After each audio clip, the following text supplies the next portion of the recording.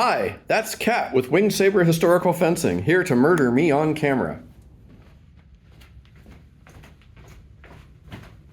We are continuing Arlow, and now we are going to start working from cat's bind. This must be practiced for a couple of reasons. One, this is literally your bread and butter. How do I practice a parry and riposte when it's still abstract and I don't have to deal with all the variables? So you can get the body mechanics solid and know what you're doing in your body, so you can get all that form stuff out before you have to worry about all this funky stuff like how far away is my opponent. Two, remember, just because there's an elbow molinello or moulinet doesn't mean the action has to be huge.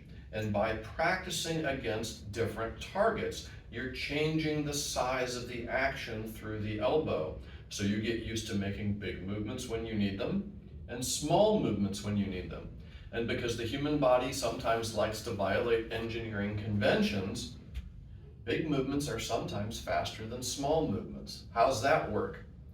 Some anatomy expert in the comments will be by to tell me exactly how that works. There are reasons.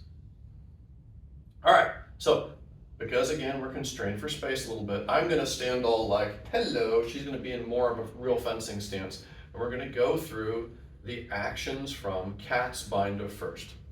And I'm gonna stand over this way so you can see all the murder. So she's parried me. Now she's going to thrust directly. She aligns her point, then she extends, and she would lunge, but of course we don't need it in this distance, right? Now, she's going to second, cut to the flank directly, pop. Notice she did that out of her elbow, not the wrist. If she does this from her wrist, it's gonna wind up being a sideways cut. We don't want that. We still want it coming out of the elbow.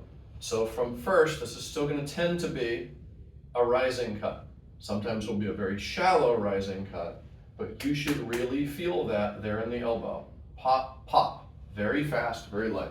Okay, stab and cut me again. First, pop, good, come all the way back, good, strong. We're demoing this for beginners, so make sure that bind is really good. Then she cuts direct flank, pow. Now she cuts my head, it's a swung cut, so it goes back and around, and she's not worried about making it tiny. She doesn't need to. She comes back, cut my head again. Now, for sake of practice, why don't you dip the point and come back to premas and parrying again? Oh, hidden bonus training for awesome training montage purposes. Pop, she comes back. Now she cuts inside face. Now she cuts after the bind to chest. Then she comes back, and then she cuts to stomach, and then she comes back, and then she cuts to inside arm. Good.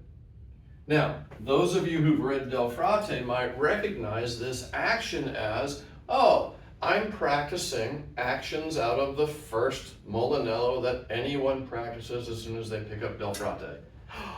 They're not wrong. The difference is that Arlow wants you thinking about doing that from the bind rather than just in the air. It's the same concept. Anything to add for that? No. All right.